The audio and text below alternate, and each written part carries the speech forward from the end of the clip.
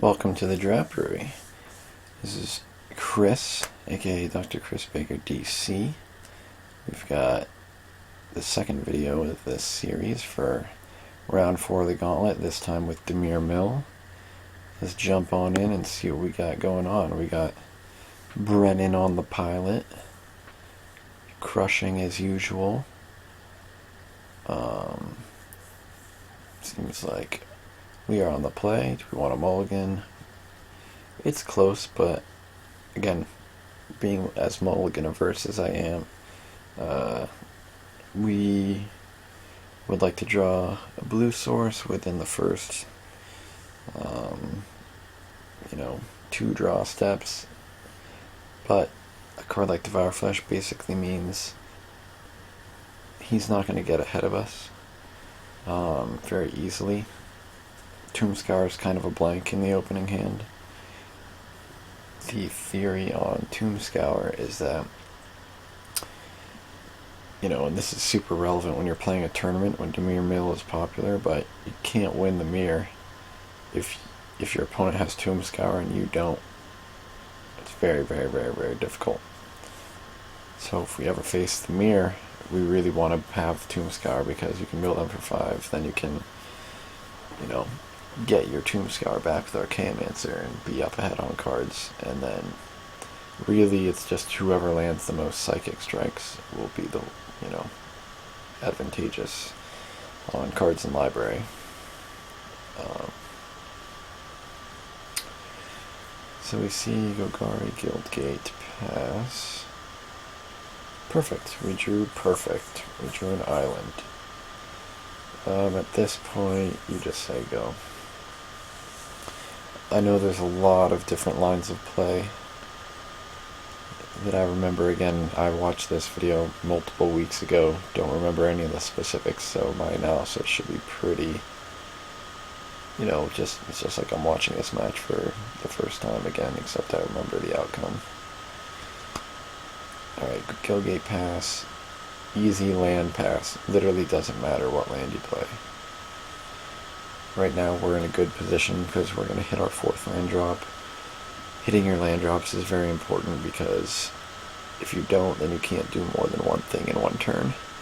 And then the opponent can actually just sit in with cards in hand and wait for us to discard our counterspells and removal. And then, if they keep hitting land drops, this is how I beat Dimir Mill, usually, with these mid-range decks, is to try to play 2, sometimes 3 creatures all in one turn, and they can only counter 1 or 2, depending on how much mana they have. Trestle Troll. He snaps off Psychic Strike and sees Golgari Guildgate Forest in the bin. We have Devour Flesh in hand. There's not a chance in the world I'm Psychic Striking Trestle Troll. We are a control deck. Trestle Troll does absolutely nothing against us. Okay, so we see he's playing Bug Defenders, which means Doorkeeper Mill, and it's much different than my list in that one card, I guess, we know so far. Return Phalanx. For 3/3 for 2. It's good, I guess, against the anti-aggro, but you can still kill it with Lightning Strike, and you can still, you can attack with it, but it's not really something you want. Seeing you're playing other 2-drops that can block, I don't play the 3/3 because it's not relevant. You don't ever need it. Again, he's playing an 0/5, just let it resolve, please. Okay. The fact that you took so long to think about it just lets him know that we have a counter in hand. Just let it resolve. So the problem is, I don't know what his problem is with that. It's actually mind-blowing. The 0/5 does literal nothing. We just basically discarded 2 cards.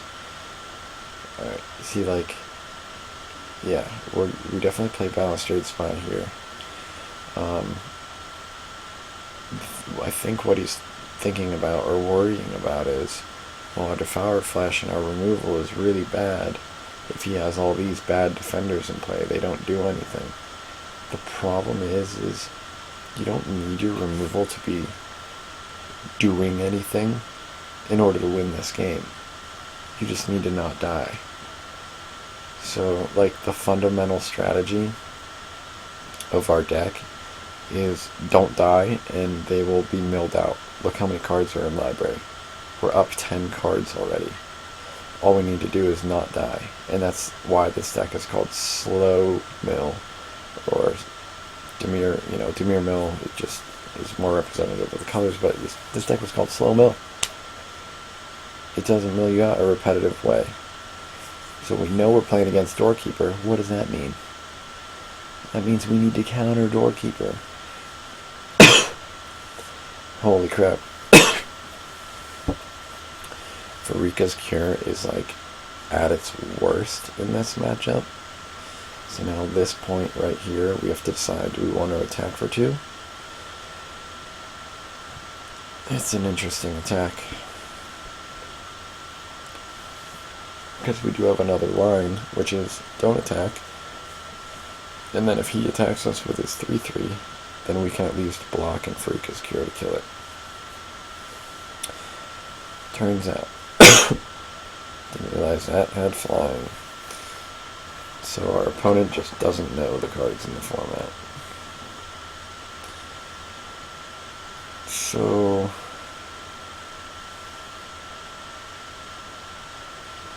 one of the reasons why you hate it on the troll.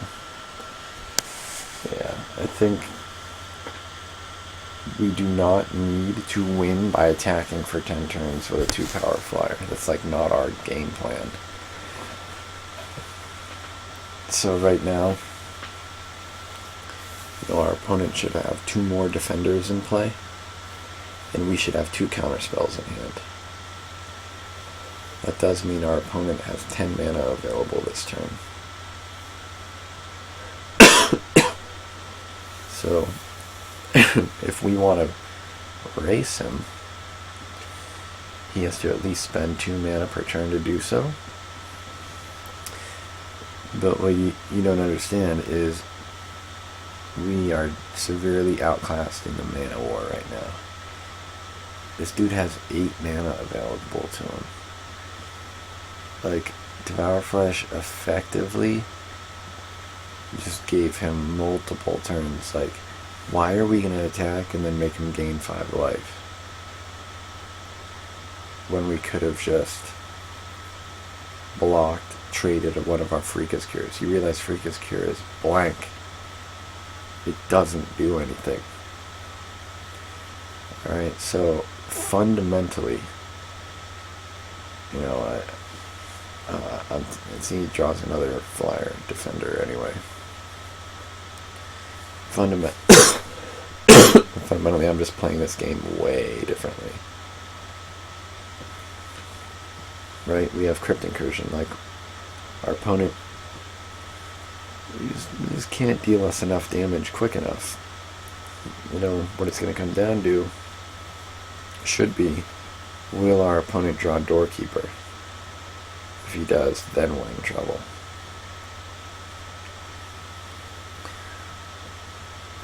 Our opponent, if he was playing my version of Bug Defenders, he should have Thassa's Bounty easily as a 4-of, and that's like the card that breaks this game wide open.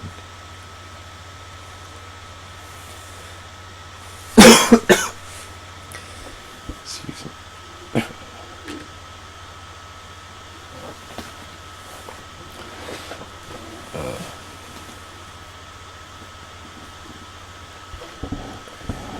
So, what are we going to do? Yeah, we're not going to take 3 all game.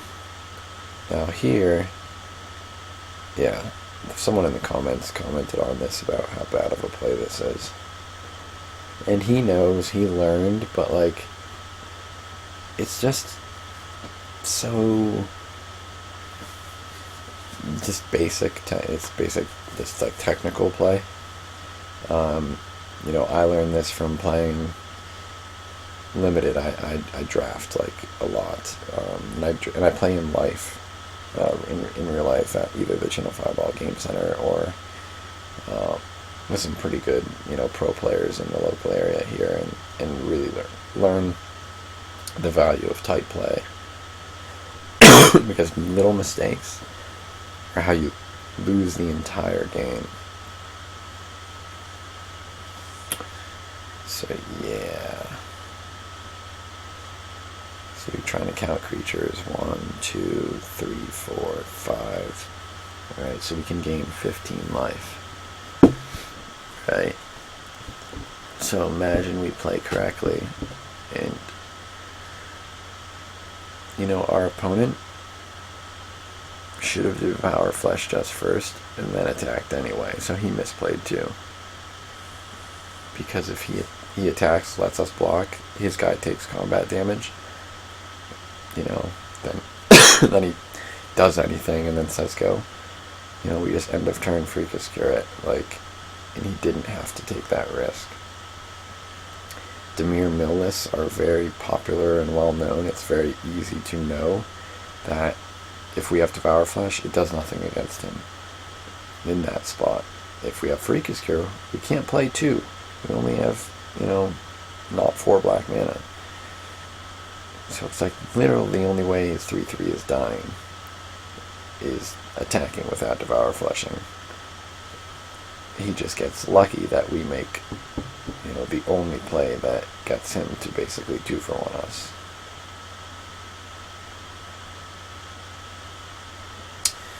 So, excuse me. Overall, it's only down to 1 card in hand and seems to have a very linear deck without much of an engine. And we do have 4 cards in hand, effectively 3 removal spells that don't do anything. A Crypt Incursion to just give us infinite time. So, against a 3/3 attacker, right now we're looking at Devour Flesh him, Crypt Incursion him, gain, 18 life.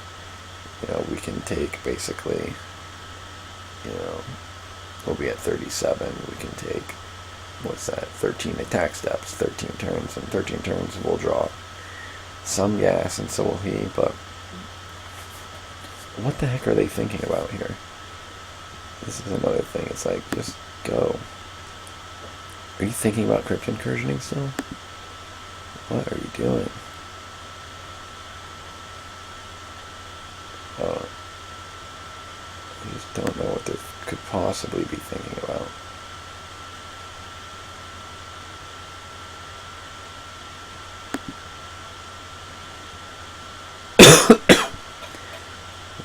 So might have just lost connection or had to go with AFK for a second. So again here we're deploying Devour Flesh for no reason and just gaining. There's again, I would say close to no reason to play Crypt Incursion there. The thing is, yeah, exactly. The thing is, our opponent could have Psychic Strike in his deck. It makes sense. I run 4 in my sideboard of my Bug Defender deck, but he had mana open there. If you thought the 2 Golgari Guild Gates were up and so he couldn't counter it, well, he had X-Bane Guardian up. So it's if you're gonna do it, you always want to wait until the last minute. Basically, so you can gain the most amount of life in case we draw more removal spells. Or you want to wait until he's completely tapped out so you know you're guaranteed to land it. Because if you don't land it, we're pretty much going to be at risk of, death.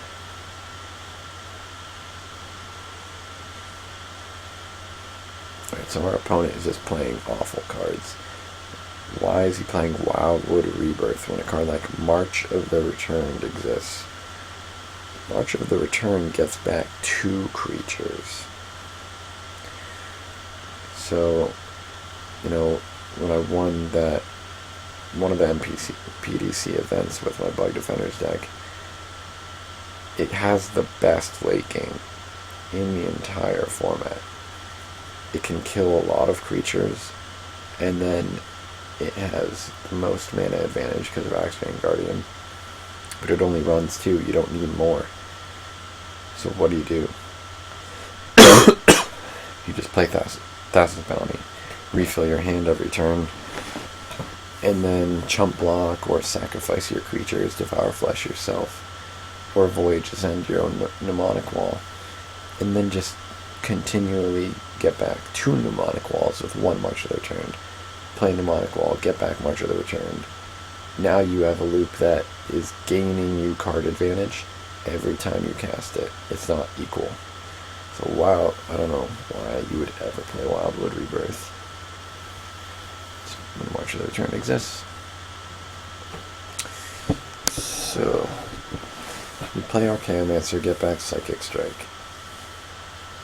In this type of situation, we would really enjoy,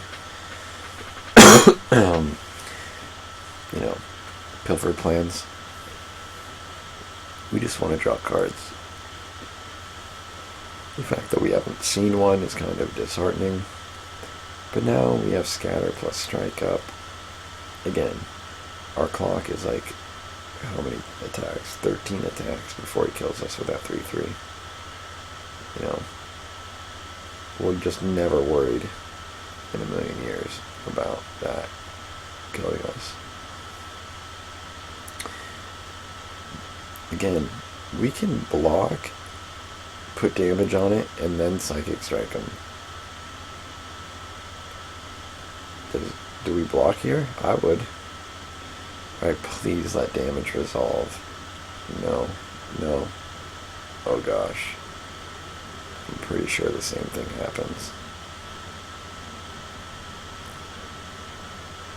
You've got to be kidding me. Fool me once. Shame on me. Fool me twice. Shame me. Oh, Frank Caliendo joke. Alright, does he have the Devour Flesh? Does he have it? Yep, I knew it. Oh god. So not only did our Psychic Strike not accomplish anything relevant, we basically just threw that card away, but he still has a 3/3, and we discarded both of our Freakus Cures. Again, it's like if you look at a match like this and just improve that little thing, or what? Why are you countering this? Why? What is going on? Oh my gosh. What is he doing? What the heck is that?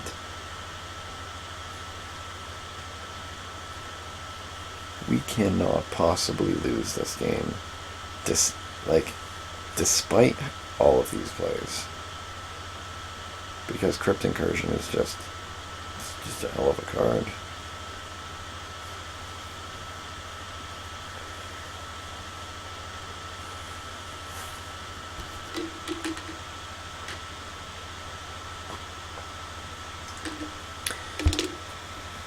Yeah, our opponent's deck so far seems like it's trying to mill us, and he's just been really unlucky and hasn't drawn any card draw or any Doorkeepers. And instead, he's going for his alternate win con of hitting for 3, which is just never happening. He might as well just never attack this entire game. I don't know what he's thinking. When you play like 05s that do nothing in your main deck, what the heck is he doing?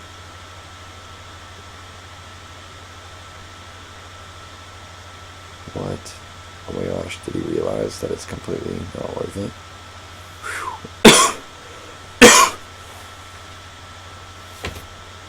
There it is. That's what I'm talking about. Time to go off. Hoping to draw a Archaeomancer to get back Pilfered Plans. Alright. With one card in hand, we're really not scared of like a single thing. But there's no reason to play the Balustrade spot, so And we have so much life, we can just keep taking damage for forever. So we take 3. Pilfered Plans. I would definitely play Pilfered Plans right here. Because we want to hit a land drop, and we want to have 3 mana open. So play, yeah, we only tap 1 island, that's perfect. Perfect. So here, we're in another spot where you don't need to play anything.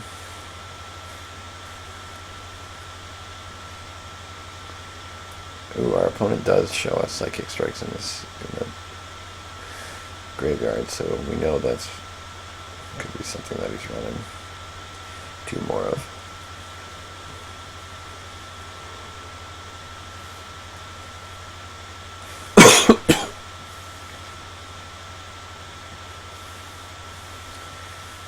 So really, we just need to counter Doorkeeper. If you played Thassa's Bounty, you might want to counter it. If he plays any other defender that doesn't mill us, we absolutely do not care.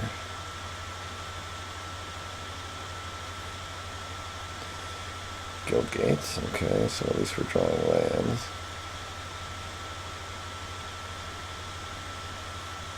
I'm not... Okay, here's another line that I would have done differently. I would have played Archaeomancer and gotten back Pilfered Plans. Okay, he plays Read the Bones. Read the Bones is a good draw spell. The problem is, in a Bug Defender deck that's trying to mill, you should be playing Pilfered Plans. You know, that's 8 additional cards that you can mill, which is very important. Again, we see we're up 18 to 33. We're up 15 cards on him. You know, there's very little he can do to catch up. You know, we have a Tomb Scour in the bin too. So even if he lands a Doorkeeper, we can counter it. You know, because he just can't land it unless he had Counterspell backup. But even then, we can just draw so many cards. We'll eventually hit a Grisly Spectacle. You know, we can go Thassa's Bounty into Archaeomancer.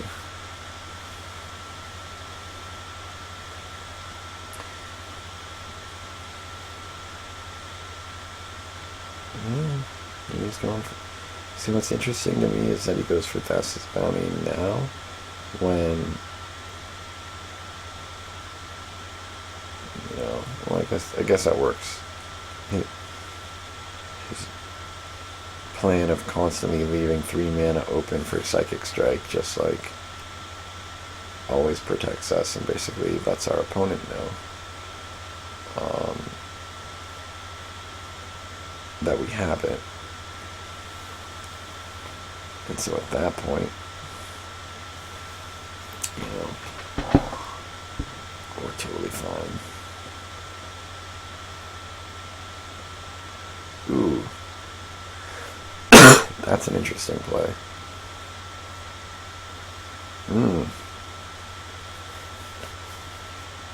That's a really interesting play.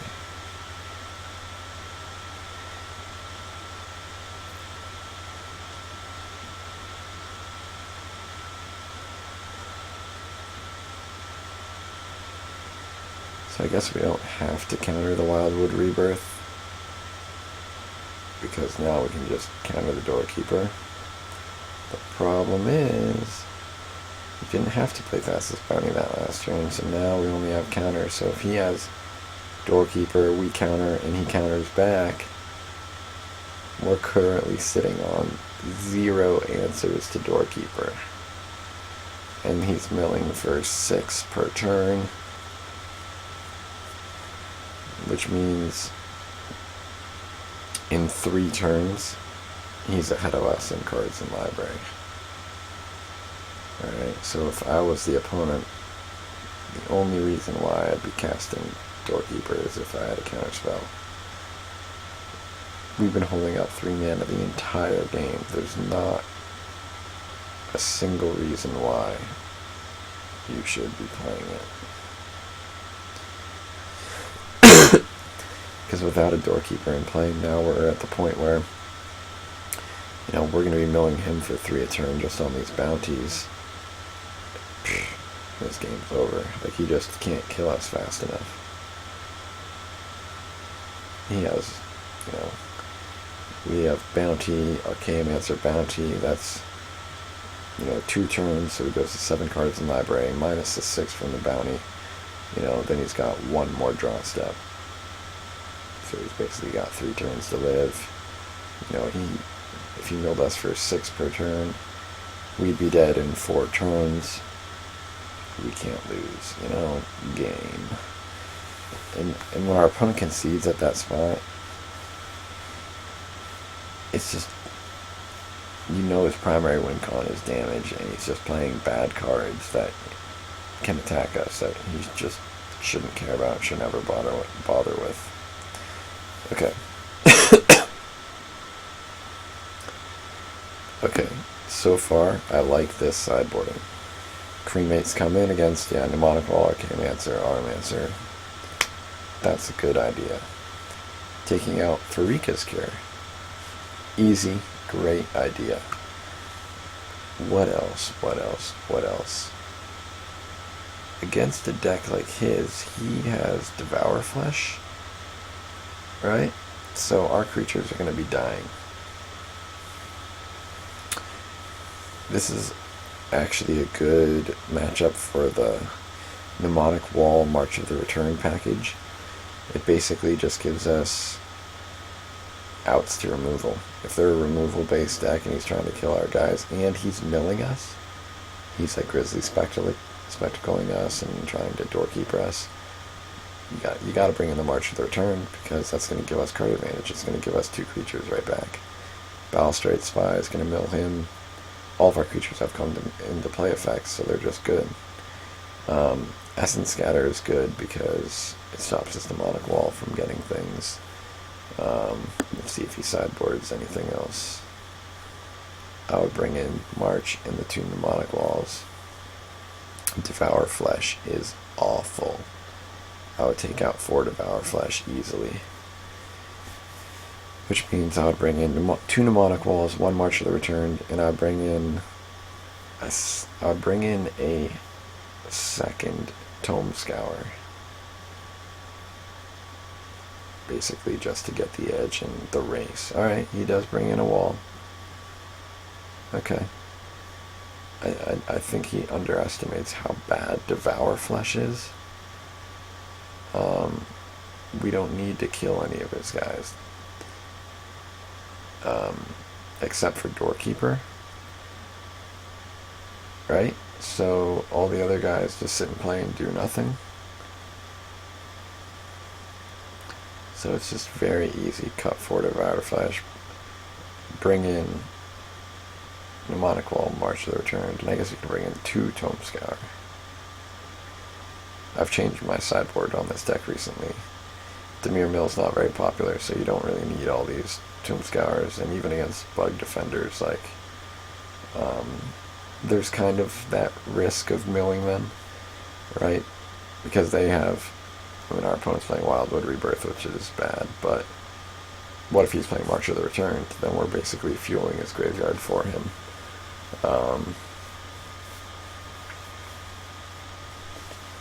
But the more we mill him, the better our Crypt Incursion gets. But another good point is that Crypt Incursion's not that great in this matchup either, because we don't really need the life gain. But even if it just said exile all creatures without the life gain, I think we would still play it. Mainly because it just breaks up his engine of getting creatures back. So, like, it's just like a cremate effect for his creatures. We don't want him to be looping, sacrificing his Mnemonic Walls and getting them back, and then, like, continually playing cards like Read the Bones or again, Read the Bones is good for us because it puts him at lower cards in library. Another thing that our opponent did not do, which you will notice seasoned players against Dimir Mill would usually board up cards. I think the rule now is even in constructed. It used to be in limited you were allowed to board up above 40 cards, but you didn't, have to stay at the same number you started with. But now in constructed you can board up to 75, and people will do that so they don't get milled out as bad. So, all right. First spell of the game. He's testing the waters. What are we going to do? Let's see if he figures it out. See, we still have these Devour Flushes in our hand, which are the worst cards ever. So now we have to play Psychic Strike on the 3/3, Devour Flushes 1/4, just to keep the board clear. But if you think about it, Devour Flush shouldn't be in the deck. Who cares if he has a 1/4? We don't need to. I mean, we can win through damage, but we don't need to. We're always going to be up ahead on cards on this guy. We could have 3 Tomb Scours, way more walls and Archaeomancers, which basically means we're always going to have Psychic Strike in hand, and he's not, and he's going to have to play spells into our Psychic Strike, and then what do? Counter every single thing he does and make him mill. He even plays a card like Read the Bones, which I remember in my first MPDC event that I played with Dimir Mill, I had Read the Bones in my deck, and it's the exact reason why I lost the mirror. And it took me only one match to learn, oh, you can't play this card in this deck. Because in the mirror, you just auto-lose. You're putting yourself cards. You're drawing cards while your opponent's not milling cards, so now you can't do anything to catch up unless you land a Psychic Strike. And so now they know that. So now they just literally F6 every turn, and they don't need to do a single thing, and you just lose. You're not going to kill them with Archaeomancer. And if you go for anything, they can just Psychic Strike you, put you down even more cards. So we hit a nice one with our Pilfer plans there. He plays a Doorkeeper. We go for the counter. I assume he counters back. Yep. Now it's okay, because we have the Grizzly Spectacle to take care of it.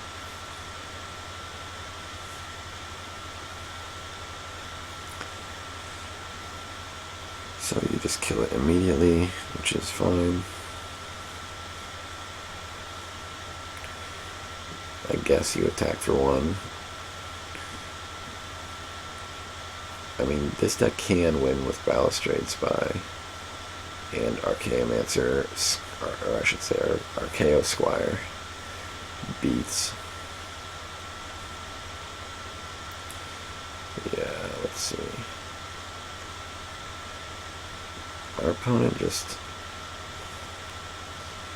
doesn't have the right deck.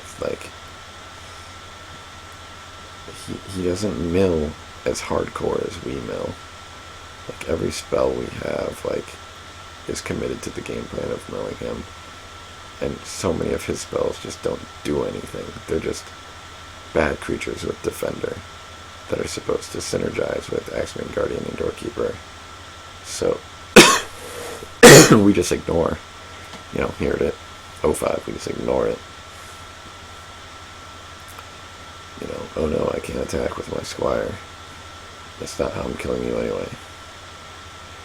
If I wanted to kill you by attacking you, I would be playing with the Loyal Boros deck,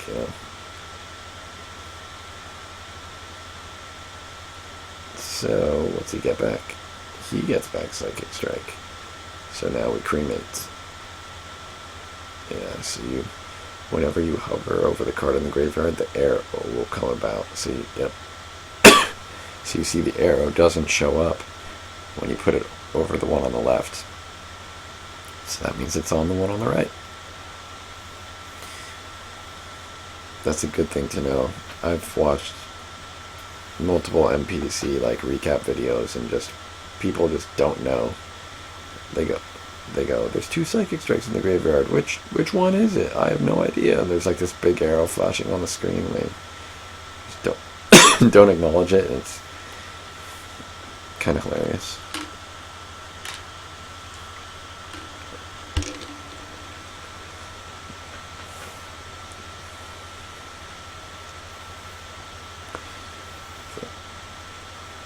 Ooh. Wow. Mill for 5 with Spy is sweet. In that spot, I'm definitely not playing the Spy. I'm playing Pilfered Plans. Again, we're not winning by attacking, or no, we're not trying to. And all you want to do is be up cards as fast as possible so that you hit your land drop, so that you can do more things. And so you can do multiple things in one turn.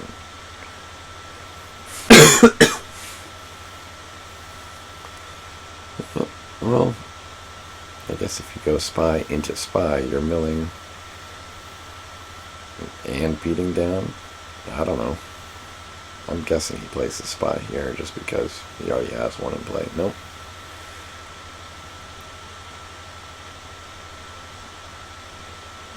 See, like, now, like, you didn't hit a land, so when you Pilfered Plans, if you don't hit a land, you're discarding, which again doesn't matter because you just have all the gas in the world. Like, at this point, the game is just so moot. It's just like there's not a single thing that our opponent can do to make us lose. We just have millions of things to do in hand, and he can't present any reasonable threats with... He has no good card drawing and no real way to interact with us, like, you know, quickly. We're just going to win the long game. Yeah, he just, like, doesn't know when to use Psychic Strike. It just doesn't matter. Like, Pilfered Plans doesn't matter. We're already up, you know, 6 now. Now we're only up 4 cards in library, but...